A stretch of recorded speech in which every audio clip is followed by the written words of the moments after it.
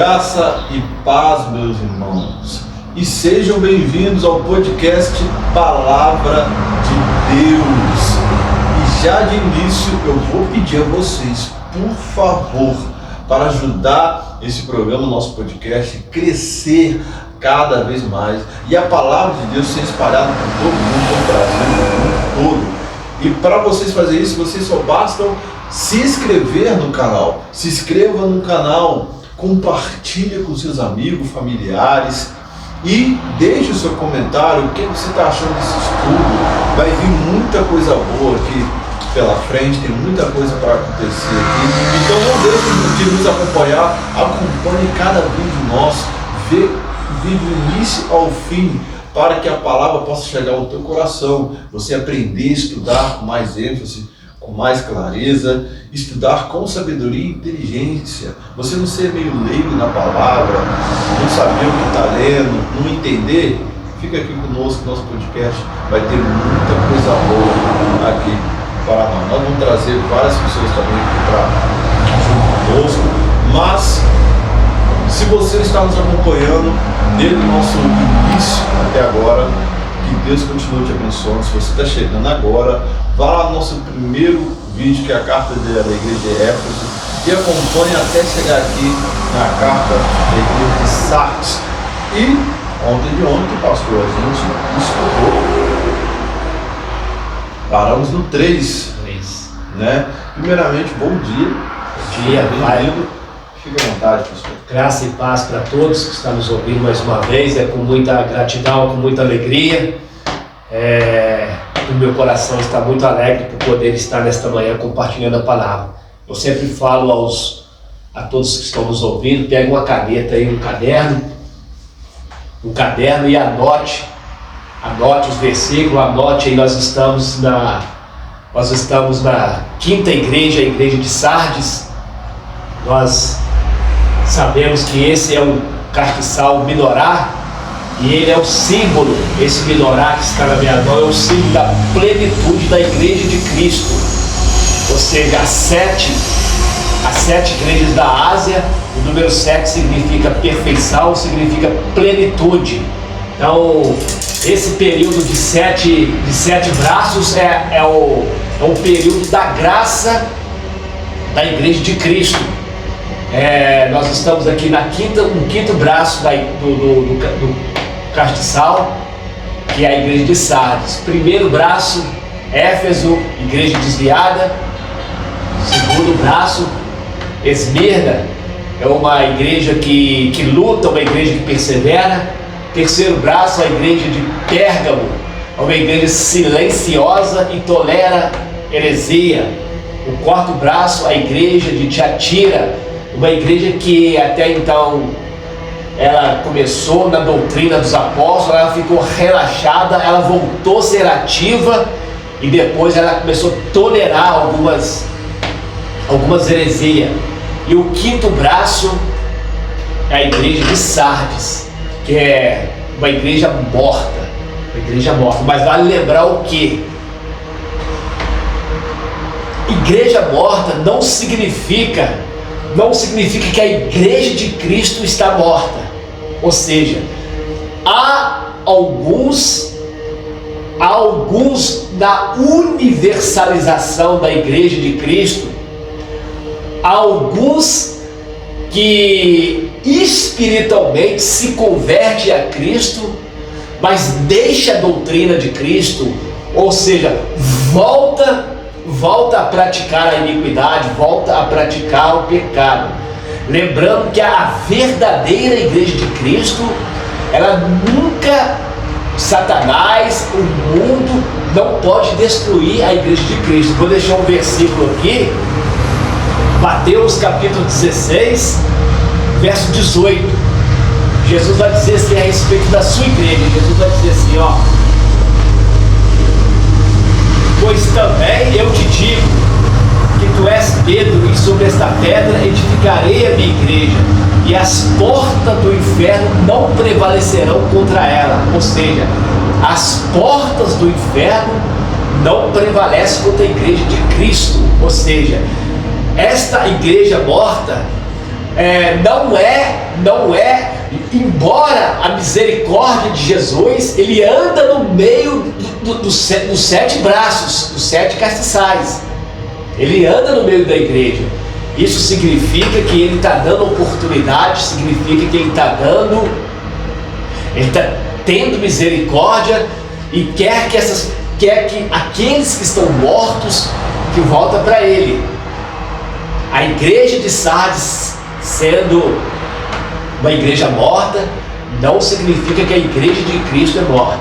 Vale lembrar isso. A igreja de Éfeso era desviada, mas não significa que a verdadeira igreja é desviada, né? Então, a igreja de Cristo, Jesus está no controle. Embora muitos desviados, muitos tolerantes, muitos relaxados, muitos estão perseverando, muitos estão sendo fiéis a Deus, e Jesus anda no meio da plenitude da igreja dele. Então a igreja de Sardes, aqueles que receberam o evangelho tiveram uma morte espiritual por causa de algumas coisas que levam à morte. E que a gente estava falando no vídeo anterior, exatamente, que está entre o versículo 3 e o 2, fala exatamente sobre isso daí, mais ou menos. Você está dando um resumo mais ou menos desse 2 e 3, que é a igreja morta, né? Como fala, para as pessoas entenderem, que estão chegando agora para entender, qual o significado da igreja morta, e quando só fala igreja, só fala pessoa ou escultura? Pessoas. Aqui Jesus está falando de muitos que receberam o evangelho original, muitos que receberam o verdadeiro evangelho, mas deixaram o orgulho, deixaram a soberba, deixaram morrer a fé em Cristo Jesus. Então tem algumas coisas da Bíblia, ou melhor, tem muitas coisas que provocam a morte espiritual, e uma delas é a soberba. Você vê que a igreja de Sardes, ela não foi, Jesus não está censurando a igreja de Sardes por causa de heresia, de Jezabel, de Balaão, dos Nicolaítas. Jesus não está falando da perseguição de Domiciano, porque todas as igrejas da Ásia eram perseguidas pelo Império Romano. Todas as igrejas da Ásia tinham heresias. Mas nessa igreja de Sardes, Jesus não está citando nenhuma heresia, Jesus não está citando a perseguição de Roma. Jesus está falando de coisas aqui que matam a igreja. Exemplo, soberba. Provérbio, anota aí no seu caderno. Provérbio 16, 18 está escrito assim, que a soberba procede à queda, a soberba procede à ruína. Soberba. Então, igrejas soberbas, crentes soberbos, comunidades soberbas, pastores soberbos, hipocrisia também. Hipocrisia é um sentimento de uma qualidade que a pessoa não tem. Cinismo. Ou seja, pessoa cínica. Está muito associado à palavra hipocrisia. Uma qualidade, a hipocrisia é uma qualidade que a pessoa acha que tem e não tem. Cinismo está também associado a ser traiçoeiro. Então essas coisas é que Jesus está dizendo que a igreja estava morta. Era o cinismo, era a hipocrisia, era a soberba da igreja de Sardes. Então a igreja de Sardes, ela tinha uma forma de cultuar a Deus que impressionava as pessoas. Então o último episódio eu falei a diferença de caráter e a diferença de caráter, o caráter, a essência que a pessoa tem. Reputação é uma coisa e caráter é outra. Reputação é o que as pessoas acham que a pessoa tem. O que as pessoas vê e acham. Existe a reputação mal e a reputação boa. Isso é a reputação, caráter não. Caráter é a essência da pessoa, a essência real. Então a igreja de Sardes, ela estava morta, ela só tinha reputação, mas não tinha caráter. Então, aí nós paramos aí no versículo 3. O versículo 3, Jesus está fazendo uma última tentativa de resgatar a igreja de Sardes, versículo 3. O versículo 3 é a última tentativa, anote aí, o versículo 3 é a última tentativa que Jesus está fazendo para resgatar a igreja. Tanto é que Jesus está dizendo assim, ó, lembra-te, pois, de o que tens recebido e ouvido. Eu falei no último episódio, falei um pouquinho sobre isso, mas vou falar mais um pouquinho. Ou seja, a igreja de Sardes, ela foi criada na doutrina, ela foi estabelecida dentro dos padrões divinos, do Evangelho. Mas rejeitaram a verdade. Isso aqui também, esse versículo 3, é uma realidade de que não existe predestinação. A predestinação é a doutrina que afirma que algo está predestinado.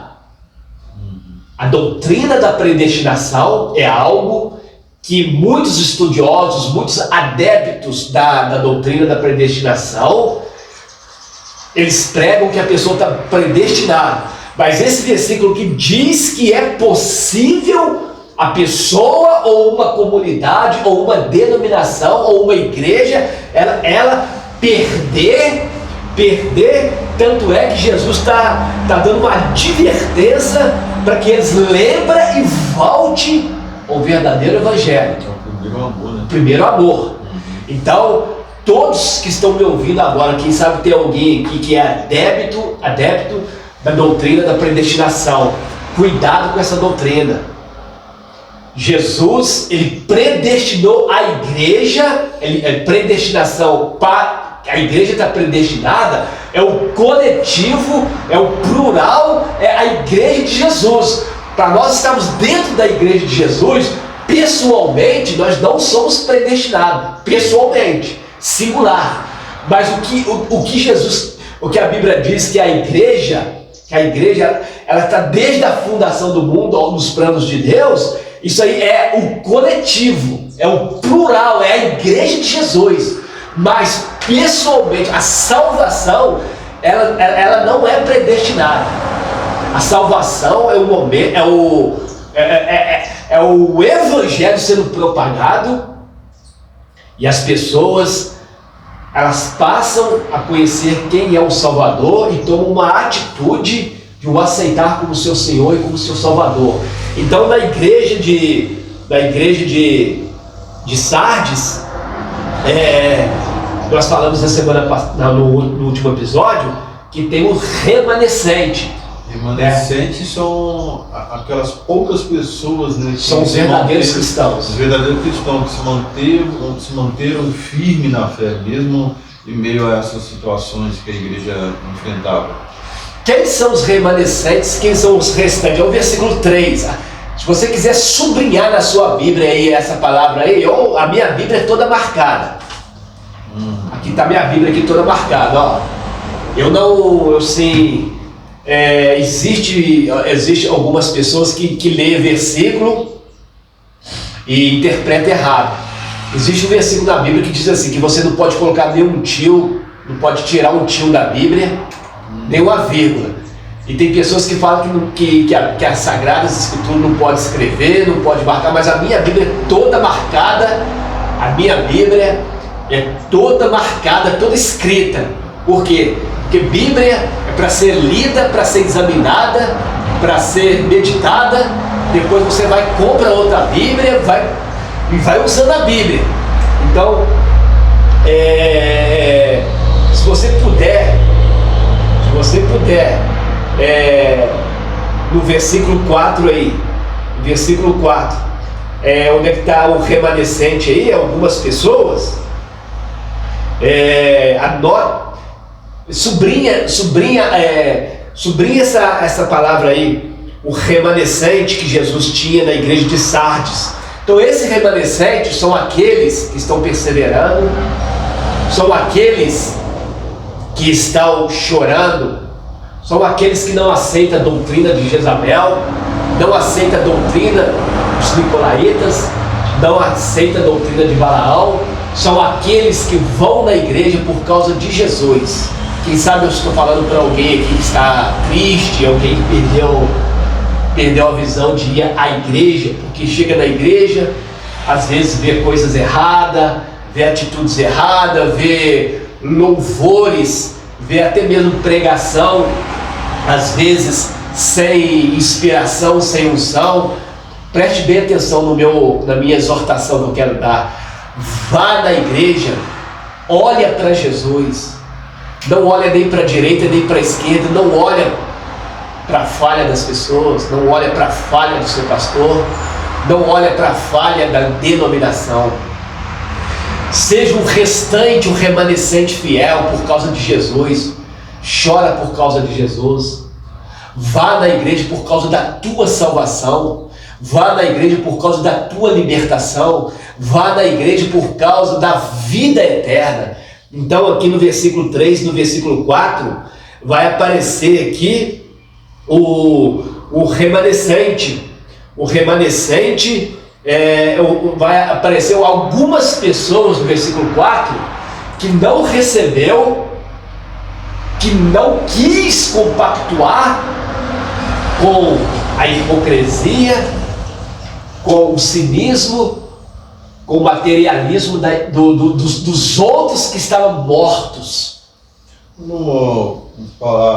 outros que estavam mortos, significa que estavam mortos espiritualmente. Espiritualmente. E pode também chegar à morte física também. Só que a morte espiritual é que acontece antes de acontecer a morte física. Igual aqui o versículo 4, vocês estão com a Bíblia aberta. Se vocês que estiverem com a Bíblia aberta, olha só, o versículo 4 fala assim: mas também tens em Sardes algumas pessoas que não contaminaram suas vestes e comigo andaram de branco. Olha que lindo. Quando ele fala andaram de branco, para as pessoas entenderem com mais ênfase qual o significado, e comigo andaram de branco. Vamos lá. Então veja bem, branco, vestes brancas, na Bíblia esse símbolo vestes brancas é sinônimo de santidade, santificação e justiça. Então, de Gênesis e Apocalipse, há uma promessa de Deus, uma promessa do Senhor a fazer aos seus servos, a fazer este privilégio, este benefício de aos vencedores receber as vestes brancas nas bodas. Eu vou falar daqui a pouco das bodas do Cordeiro, entrar na festa do Cordeiro. É uma promessa até para as pessoas do Velho Testamento. Até, olha bem, preste atenção nisso aqui. Vestes brancas é para os vencedores de todas as épocas. Como que nós provamos isso? Nós provamos isso no Monte da Transfiguração. Mateus capítulo 17. Mateus capítulo 17 fala que Jesus, ele subiu ao Monte da Transfiguração, subiu com Pedro, João e Tiago. Pedro, João e Tiago. E de repente, quem vai aparecer lá no monte? Moisés e Elias. Moisés e Elias foram servos de Deus que tinham morrido bem antes, a morte física. Mas ele se apresentava no Monte da Transfiguração vivo e de veste branca. Vocês estão vendo, gente? Irmãos, vocês estão vendo que a vida eterna é uma realidade? Essa passagem de Elias e Moisés com Jesus no Monte da Transfiguração é uma revelação, é uma verdade que nos assegura a vida eterna, vestido de branco, justiça. Vocês veem que Moisés e Elias foram servos de Deus lá no Antigo Testamento. Eles já tinham morrido fisicamente, biologicamente, eles já tinham morrido anos e anos atrás. Eles aparecem vivos, de veste branca, lá no Monte da Transfiguração com Jesus. Já parou para pensar nisso? Você aí já parou para pensar nisso? Agora, isso é um recado para quem diz que quando acabou a vida, acabou. Ou seja, morreu, acabou tudo. Olha Moisés e Elias, vivo com Jesus, com Pedro e João. Pedro, João e Tiago eram os personagens do Novo Testamento, da Nova Aliança. Quem aparece ali? Vestes resplandecentes. Moisés e Elias. Se a morte é o fim de todas as coisas, Elias e Moisés não eram para aparecer ali. Por que Jesus mostrou ali para o Novo Testamento de que Moisés e Elias estavam ali? Porque a vida eterna é uma realidade. É uma realidade. Então, meus irmãos, vale a pena servir a Deus. O senhor falando isso daí, há uma semana atrás, o senhor acompanhou o que aconteceu no meio da minha família, vocês que estão nos acompanhando, né? Há uma semana atrás perdi minha sobrinha de 13 anos de idade, mas o que conforta o coração da família e que deixa a gente alegre, mas com saudade, aquela dor da perda, porque a minha sobrinha, ela foi uma menina de 13 anos de idade, família, mas ela nasceu no berço evangélico e ela foi uma dessas poucas cristãs adolescentes, né, que no dia de hoje, que se encaixa perfeitamente aqui nesse versículo, no versículo 4, vestes branca. E é isso que eu queria perguntar ao senhor.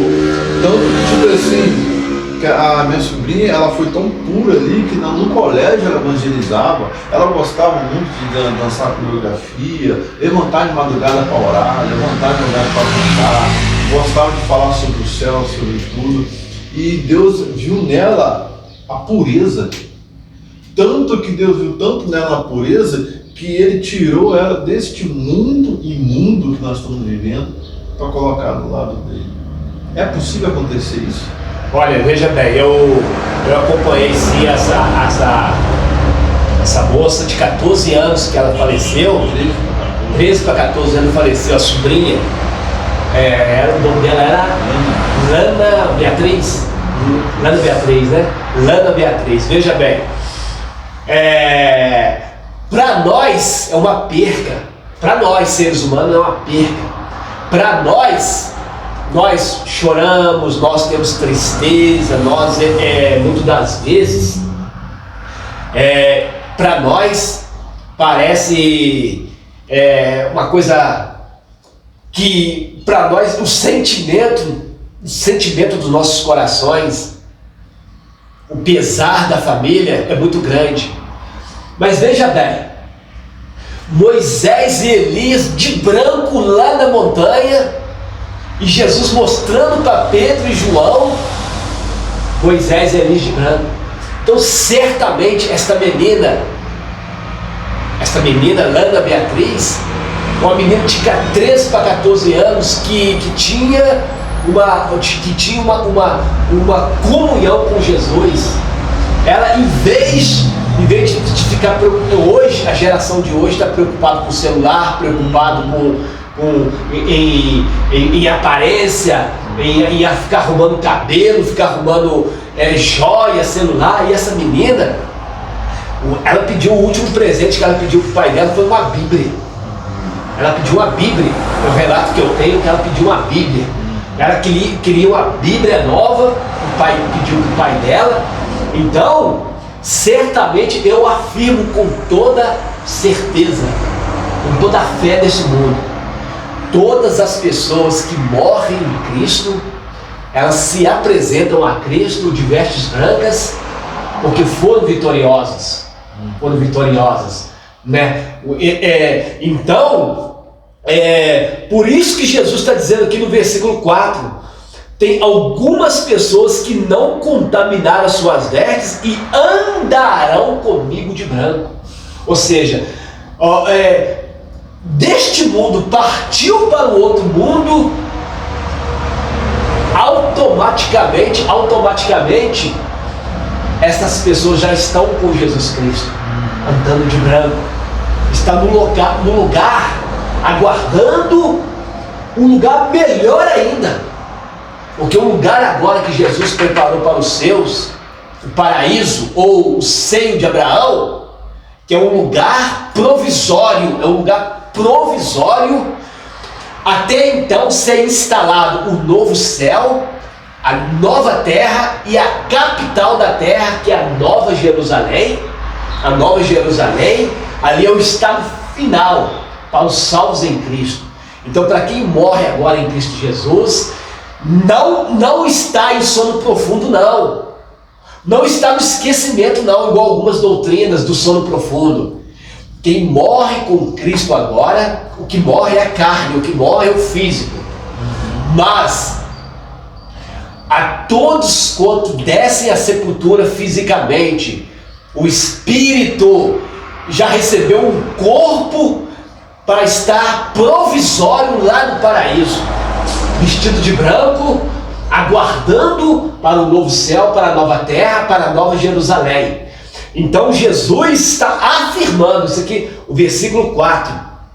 O versículo 4 é um presente de vida eterna, é um presente de salvação, é um presente da vida futura. Jesus está dizendo assim, mas também tem em Sardes algumas pessoas, algumas, não é todos não. Gente, irmãos, vamos pensar nisso aí. Vamos pensar, tipo assim, que vale a pena servir a Deus com excelência. A minha sobrinha, ela deixou um grande legado para essa geração de hoje, pastor. Essa geração de hoje, porque a geração de hoje, como o senhor disse, de 13 anos para cima, está se comportando como se não houvesse um amanhã e como se não houvesse doutrina. Uma postura totalmente oposta do que a palavra de Deus nos diz ser, entendeu? Então, tem sim possibilidade, sim, você, moça de 13, de 12, 14, de qual for a sua idade, você ter uma postura de ser desses discípulos, pouquinhos servos, né, de Sardes, que não se contaminaram com este mundo. O que me emociona muito é porque, tipo assim, uma menina de 13 anos, igual minha sobrinha, o que me alegra é que o senhor acabou de falar, que um dia nós vamos se encontrar. O que mais conforta o coração. Verdade. Então, é uma realidade isso. É uma realidade. Então eu quero que até então dar um recado para os nossos jovens. Deu a oportunidade de falar sobre os jovens. Então veja bem, meus irmãos, você que é jovem, adolescente, entrega a sua vida para o Senhor Jesus.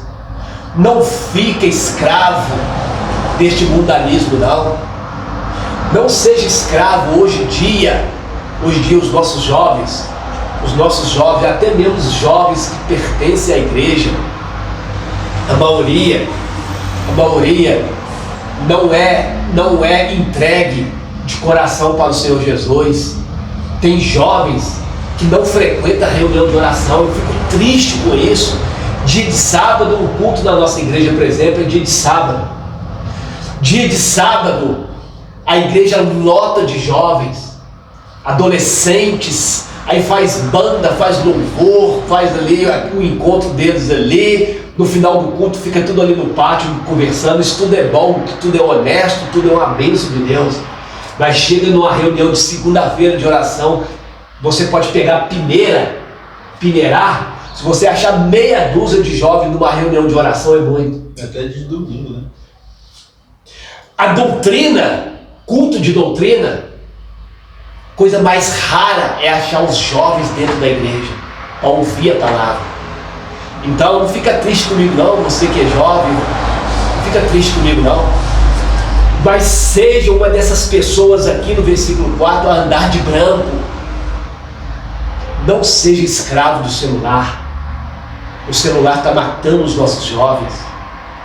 Tem jovem que está comendo a comida com o celular na mão, comendo comida com o celular na mão. Tem jovem que está tomando café com o celular na mão. Isso é escravo. Romanos 6, verso 12 está escrito assim, ó: não reine sobre vós o pecado. Se você é entregue a um determinado, se você é entregue a um determinado Senhor, você é castigo dele. Se você é seduzido 24 horas, tem pessoas que têm 5, 10 horas no celular, não tem meia hora para meditar, não tem uma hora para a doutrina. Então aqui no versículo 4, mas também tem Sardes algumas pessoas que não contaminaram as suas vestes e comigo andarão de branco. Então voltando às vestes brancas. Vestes brancas é santificação, vestes brancas é justiça. E olha isso aqui, uma advertência. Isso é para todos nós. Essa advertência para adolescente, para jovem, para a igreja de Cristo. Hebreus 12, 14, que abri certinho no lugar aqui, ó. Hebreus 12, 14 diz assim, ó: segui a paz com todos e a santificação, sem a qual ninguém verá o Senhor. Vou repetir, anota aí no seu caderno, Hebreus 12, 14. Hebreus 12, 14 diz assim, ó: segui a paz com todos e a santificação. O que é santificação? É as vestes brancas. O que é a palavra santificação? A junção de duas palavras. Santificação vem da palavra santo e ação. Aí junta a palavra santo com ação da santificação. A palavra santo vem do hebraico ósseos, que é ser separado para Deus. Ação é prática.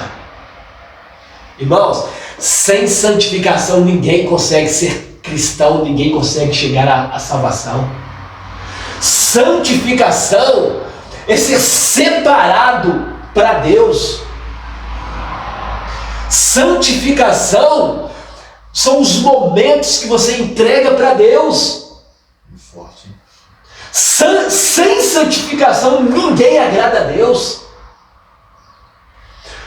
Então, quanto antes que nós descemos à sepultura, nós temos que ser santo aqui na terra, porque santos somos nós que servimos a Deus. Santo não é só Pedro, não é só Maria, não é só José, não é os apóstolos, eles já passaram aqui na terra. Santo é a igreja de Jesus. A palavra santo vem da palavra hebraica ser separado para Deus, nada mais do que isso. Vou repetir. O que é ser santo? O que é santificação? Santificação é um processo pela qual nós somos separados para Deus. Só que a palavra santificação não é só ser separado, não, vem agregado da palavra ação. O que é ação? Prática. Agir, muito bem, agir. Então, santificação não é só ir à igreja, não. Santificação não é pertencer a uma denominação assembleia, quadrangular, Deus é amor, presbiteriana, batista. Santificação não é isso não, gente. Santificação não é colocar uma Bíblia debaixo do braço, não. Isso não é santificação, não. Por quê? Porque a religião também faz isso. O católico faz isso. O espírita vai aos seus terreiros, vai aos seus centros. Santificação não é isso. Anote aí, santificação é o processo pela qual somos separados para servir a Deus, caracterizando ação, agir. Então, Esses que estão de vestes brancos são os santificados. Andarão comigo de branco. Ou seja, você já está automaticamente falando uns 5 já. É verdade. Falando dos 5. Os 5, o 4 e o 5, aí Jesus, veja bem, aqui na terra você não vê. Você não vê. Mas aqueles que estão chorando, aqueles que estão jejuando, aqueles que estão lutando, aqueles que estão lendo a palavra, eles estão vestidos de branco, mas você não vê. Você não vê. É uma veste espiritual. Espiritual. Agora, no versículo 5, Jesus vai dar, no verso 5, Jesus vai dar o direito de participar das bodas dele, que é o encontro lá com a igreja dele quando for arrebatada. Eu até anotei aqui Apocalipse 7, 9. Apocalipse 7, versículo 9. Diz assim, ó. 7, verso 9. Depois dessas coisas olhei, e eis aqui uma multidão, a multidão dos salvos. Depois dessas coisas olhei, e eis aqui uma multidão. Multidão é que não se pode contar. São como as estrelas dos céus. O que Deus falou para Abraão: da tua descendência eu vou dar uma multidão, a qual ninguém podia contar, de todas as nações, Europa, África, América, Oceania, Oriente, de todas, ou seja, remanescente, povo de Deus, de todos os 4 cantos, nações, tribos, povos e línguas, que estavam diante do trono e perante o Cordeiro, trajando vestes brancas e com palmas nas suas mãos. Agora vamos lá para o capítulo 19,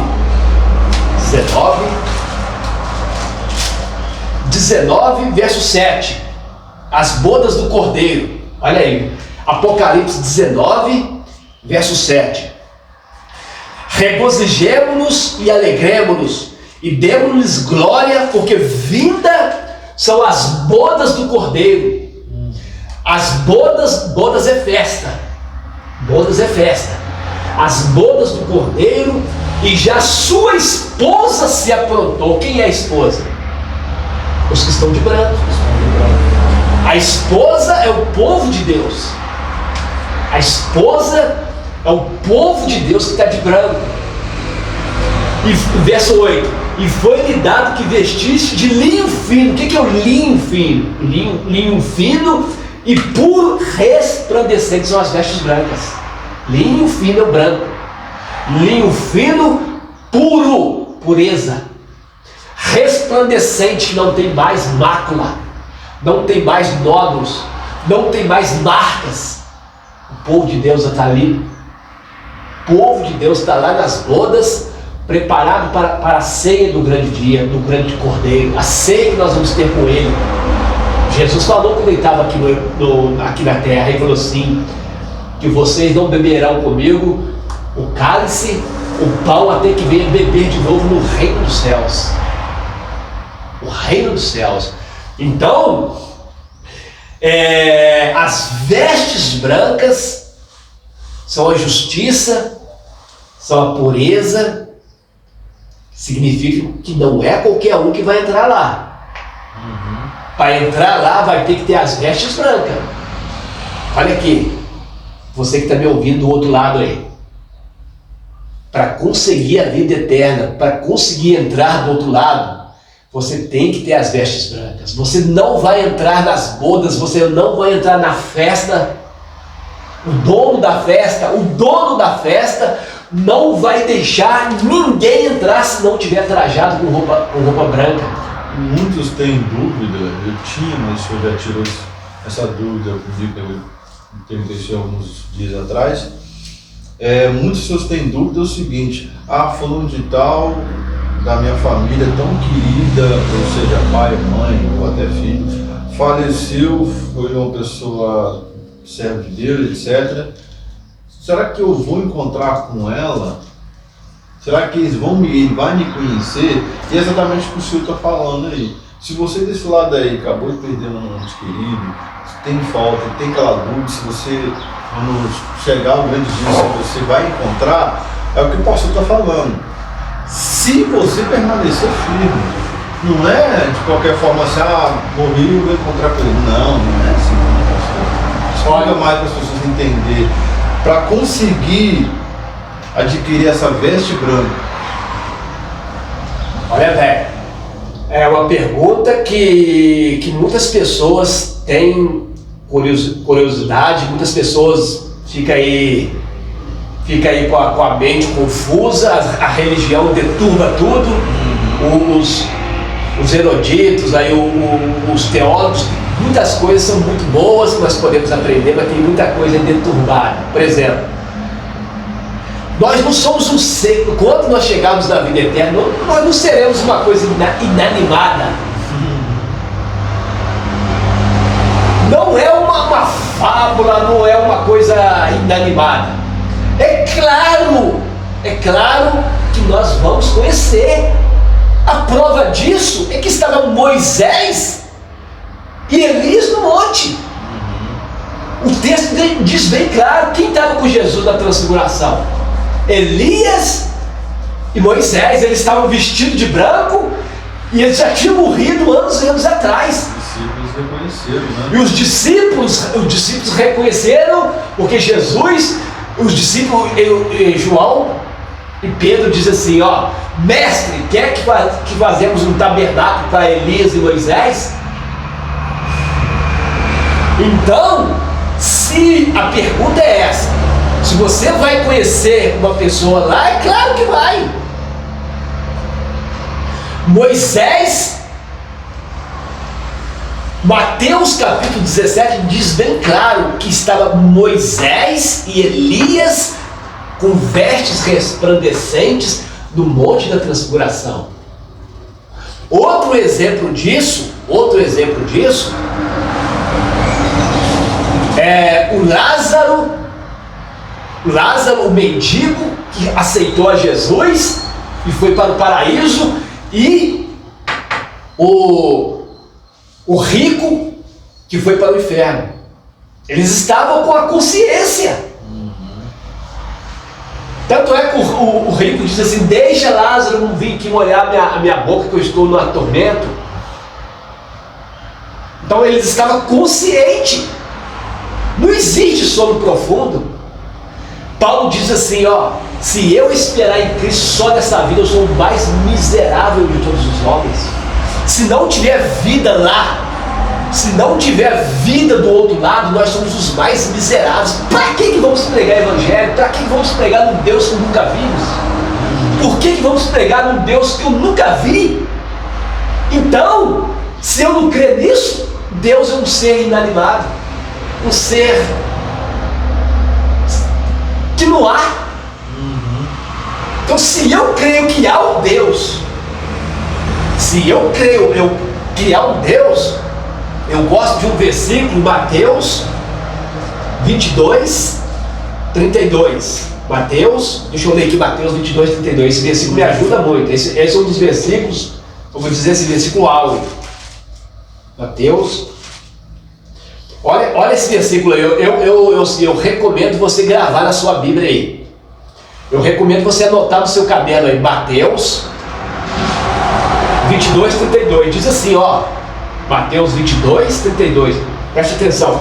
Eu sou o Deus de Abraão, o Deus de Isaac, o Deus de Jacó. Ora, Deus não é Deus dos mortos, mas dos vivos. Entendeu? Vou repetir. Preste atenção. Mateus 22, 32 está dizendo assim, ó. Eu sou o Deus de Abraão. Abraão tinha morrido. Quanto Jesus está citando, Mateus está citando esse texto aqui, Jesus está dizendo assim, ó. Eu sou o Deus de Abraão, o Deus de Isaac, todos os três tinham morrido. Abraão, morrido fisicamente. Sim. Abraão, Isaac e Jacó, que eram os patriarcas. Todos os três estavam mortos, fisicamente. biologicamente.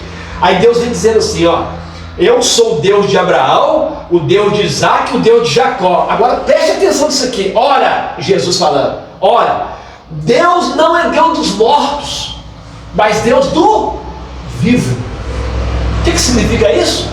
Que Deus é Deus de Abraão vivo, Isaac vivo e Jacó vivo. Significa que os patriarcas,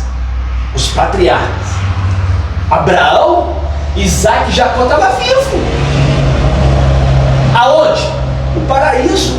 Eles estão vivos. Estão vivos. Estão vivos no paraíso. Estão vivos lá no paraíso, como a tua sobrinha. Sim. Como também Moisés e Elias, como aquele ladrão que estava na cruz, o Dimas.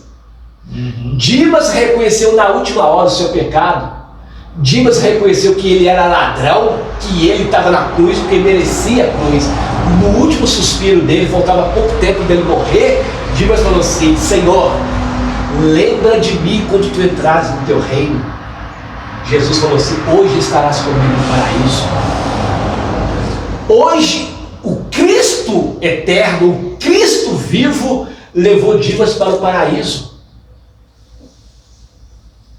Se o Cristo é eterno, se o Cristo é vivo, como é que ele ia levar um morto Jesus? Como é que ele ia levar um outro morto, o Dimas da cruz, se não tivesse nenhum sentido? Como que um morto vai levar o outro morto? Então, o Cristo, Jesus estava na cruz, morto. Jesus, o homem, estava morto. Mas o Cristo estava pegando o corpo glorificado de Dimas, que se converteu na última hora, e estava levando para o paraíso. Então, vamos voltar para lá. Vamos voltar para Apocalipse capítulo 3, versículo 5. Vestes branca, vida eterna, santidade, vida após a morte. Confessarei o seu nome diante do meu Pai e diante dos seus anjos. Olha que... Confessarei, Jesus, olha o privilégio. Aleluia. Já pensou? Você chegar, o papai está lá, Jesus vai dizer assim: Pai, cheio de anjos em volta de Deus, Pai, esse aqui é o Everton, estou te apresentando. Jesus pegar você e te apresentar o Pai. Está escrito aqui, ó: confessarei o seu nome diante do meu Pai. Jesus vai dizer assim, ó: Pai, eis aqui o Everton. Eis aqui o Everton. Jesus vai mostrar para os anjos a importância que você tem.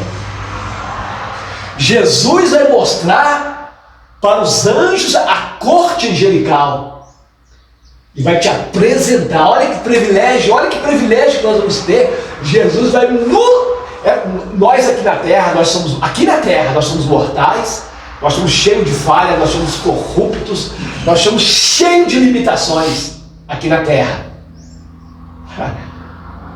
Agora, lá no céu, depois na vida eterna, depois que você partir desse mundo, Jesus vai chegar assim: Pai, estou te apresentando que é mais um vencedor, o Everton.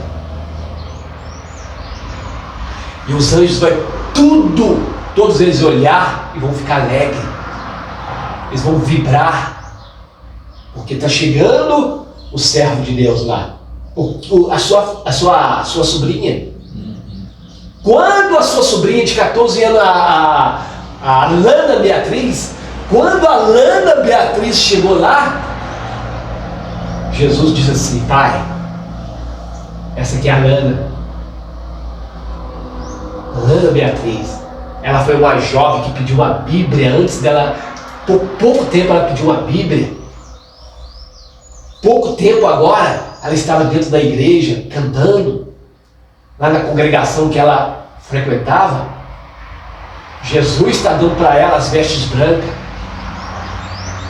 E sabe o que vai ter lá?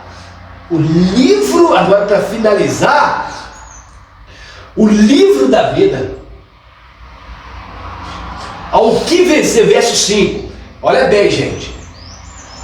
Jesus confessar o nome e receber as vestes brancas e ter o nome da livro tem que vencer. Quem que vence? Quem vence é aquele que luta. Eu sempre falo na minha doutrina, eu sempre falo nos meus ensinos, ser santo. Escuta isso aí. Ser santo e vencer não é eu andar de gravata, roupa de crente, estar dentro da igreja 24 horas. Não é isso não. Ao que vencer, sabe quem são os vencedores? Os vencedores aqui são aqueles que choram. Aqueles que às vezes o marido não é convertido, mas ele está chorando por causa do marido. São aqueles que às vezes está chorando por causa do filho que está lá na droga, mas ele não larga a mão, Não larga a mão de estar dentro da igreja chorando nas orações. Às vezes até falta o pão de cada dia. Tem irmãos que é uma luta. Tem irmãos que às vezes falta até o arroz e feijão. Está chorando ali dentro da igreja. Às vezes está faltando ter um trabalho, o irmão ali está chorando, mas não deixa de estar na doutrina, não deixa de estar na escola bíblica, não deixa de orar, de jejuar, mas está chorando, está passando pela fornalha da perseguição, está passando pela luta, mas ele está lutando, está vencendo. Quem pode vencer? Quem luta. Agora, escuta isso aqui, tá cheio de crente assim, ó. Tá cheio de crente acostumado com a cadeira da igreja, que só vai na igreja, assenta na igreja, na Santa Ceia e não volta mais, não quer Bíblia, não quer doutrina, não quer jejum, não quer nada disso. Então vale a pena refletir. Vale a pena refletir. Quem vai receber veste branca e quem vai estar com o nome no livro da vida é quem vencer. Não é porque é pastor, não é porque é obreiro, não é porque é diácono, não é porque é filho de pastor, não é porque ser bonzinho, ser honesto. Ser bom, ser honesto é dever de todos. Ser bom, ser honesto é dever. Deus já nos criou para isso. Não é nada demais ser bom, ser honesto. Ser bom, ser honesto, ser direito, isso aí Deus já criou o ser humano para ser assim. Não é ser bom, ser honesto, é uma qualidade boa, uma virtude. Ser bom, ser honesto, é uma qualidade. Ninguém, isso é indiscutível, isso é uma virtude. Mas não é ser bom, ser honesto que salva alguém, não é. Ser bom, ser honesto é um dever. Somos salvos pela graça quando aceitamos Jesus. Quando mudamos de vida, mudamos de falar, jeito de falar, mudamos as nossas vestes, quando mudamos o nosso caráter, quando há conversão e transformação nas nossas vidas. Então, por isso que Jesus está dizendo aqui no verso 5, o que vencer será vestido de veste branca, e de maneira nenhuma arriscarei o seu nome. Então, presta atenção. Deixa eu pegar aqui o meu caderno. Então, nos céus há o livro da vida. Quando você está aqui na terra chorando, quando você está aqui na terra lutando, você está na igreja por causa de Jesus, quando você está sendo fiel a Deus aqui na terra, o teu nome está lá, no livro da vida. Onde nós encontramos isso? Aqui, ó, no verso 5, o seu nome no livro da vida. Agora, olha, quantos, eu não vou falar todos não, quantos versículos tem, eu anotei aqui, ó, o livro da vida. Quantos versículos? Anotem no seu caderno. Apocalipse 13:8, Apocalipse 17:8, fala sobre o livro da vida. Apocalipse 20, verso 12 e verso 15, Apocalipse 21, 27 e Filipenses 4:3. Deixa eu ler Filipenses 4:3.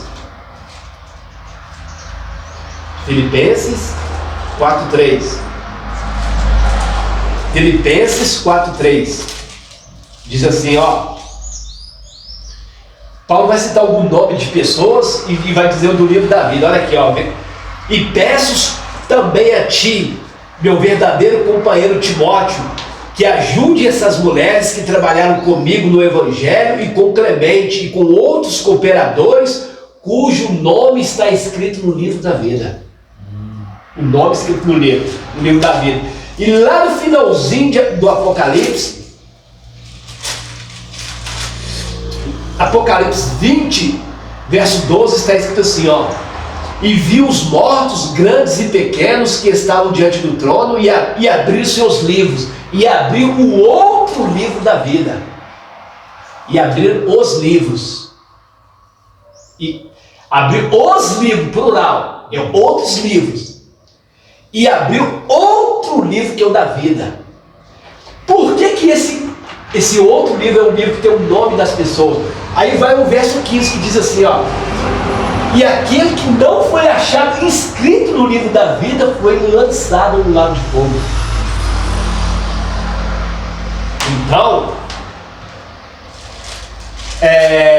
há uma promessa para os restantes que estavam na igreja de Sardes. Então vale a pena refletir, vale a pena estudar a palavra de Deus. E alguma pergunta era sobre vestes brancas e sobre o livro? O senhor esclareceu Perfeitamente. Então vamos ao último versículo aqui para finalizar. Quem tem ouvidos, ouça que o Espírito diz às igrejas. Então vamos lá. Nós notamos, você está notando isso, nós estamos notando isso, que esse versículo 6 aqui tem em todas as 7 igrejas. Todas as 7 igrejas. Quem tem ouvidos, ouça que o Espírito diz às igrejas. Você está notando também que Jesus está mandando João escrever as cartas. Mas em todas as cartas tem o adossamento, a assinatura do Espírito Santo. Está notando isso aí? Olha só a unidade, a essência, a unicidade, a essência, o atributo que tem o Senhor Espírito Santo. Jesus apareceu para João, mandou João escrever a carta às igrejas, e no finalzinho de cada carta, aí tem a assinatura do Espírito Santo. Quem tem ouvidos, ouça o que o Espírito diz às igrejas. Então, a importância do Espírito Santo, eu disse, vou tornar a dizer, que mais para frente, bem para frente, nós vamos dar um estudo sobre o Espírito Santo. Mostrar para vocês que o Espírito Santo é um ser, que o Espírito Santo é Deus, que o Espírito Santo, ele estava quando Deus estava criando todas as coisas, que ele também é criador, o Espírito Santo também é criador. Gênesis 1, verso 1 e Gênesis 1, verso 2 mostra o Espírito Santo criando todas as coisas também, juntamente com o Pai, juntamente com o Messias. Então, o Espírito de Deus, ele é um ser, ele é onipotente, onipresente, onisciente. O Espírito Santo é ele que está levando a igreja a ter um encontro com Deus. Então, a importância do Espírito Santo na igreja, a importância do Espírito Santo guiando a igreja. Então, a igreja de Sardes finaliza aí no versículo 6. Resumindo, uma igreja morta que tinha um restante, que Jesus dá uma ordem para o anjo da igreja acordar o restante para não deixar morrer e que eles voltem, que toda a igreja deve voltar. E aqueles que voltar, o restante que já é fiel, o restante que voltar, andarão de branco, terão um nome no livro da vida. É o recado que Jesus dá para a igreja de Sardes. E é um recado que Deus está dando para nós neste momento. Para mim, pastor, para você que está assistindo a gente. E para finalizar, estudo impactante. Eu creio que você também sentiu a presença de Deus com esse estudo muito impactante. Então, ajuda essa palavra a chegar para mais pessoas. O intuito desse programa, podcast, é de espalhar a palavra de Deus, é de compartilhar a palavra de Deus, de pregar o Evangelho. Então, vocês podem ajudar a gente com esse estudo, os outros que a gente fez e que vai fazer, tem muita coisa para vir ainda. É você ajudando a gente a se inscrever no nosso canal e compartilhar para as pessoas. Não vai custar nada vocês simplesmente se inscreverem, tá bom? Então compartilha esse estudo impactante para as pessoas, para o seu colega de trabalho ou para o seu colega de escola. Compartilhe, por favor. Nosso intuito aqui é crescer esse canal, crescer. Ao chegar a 1.000 inscritos, 2.000, 10.000, aonde Deus nos levar. Então ajude esse programa a chegar às próximas pessoas, curtindo, compartilhando e se inscrevendo no nosso canal, tá bom? Próximo estudo vai ser a Igreja de Filadélfia. Filadélfia é a sexta igreja. E voltando a reforçar o que o Everton falou aqui, gente, uma das maiores benefícios da minha vida é vir pregar na internet, justamente para levar o Evangelho gratuitamente para as pessoas. Porque foi o maior meio que eu achei para pregar o Evangelho foi pela internet, foi chegar o Evangelho até vocês. Porque, infelizmente, dentro das igrejas são muita perseguição, dentro da igreja muita inveja, muita soberba, dentro das igrejas, muitas das vezes, o espírito de ciúmes. E eu quero pedir a você aí do outro lado aí, se inscreva aí no canal, manda aí o link para pessoas de fora do estado, manda para sua família, para os seus irmãos, para o seu pai, para sua mãe. Por quê? Porque o logaritmo do YouTube vai entender que esta mensagem tem que chegar aos 4 cantos do mundo, somente se tiver crescimento. Não custa nada, você não tem que colocar dado nenhum, você tem que somente só apertar o botão inscrever.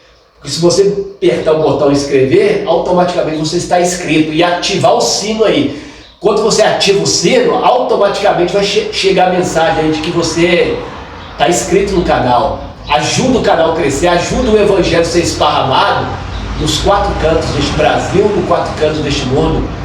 Mais uma vez eu agradeço, estou muito grato, obrigado pela paciência, obrigado pela paciência de vocês. Meu saudoso coração vos cumprimenta, graça e paz, em nome do Senhor. Graça e paz, que Deus abençoe vocês e até a próxima, se Deus quiser. Anota aí, o próximo estudo vai ser a Igreja de Filadélfia, tá bom? Que Deus te abençoe, te espero no próximo vídeo.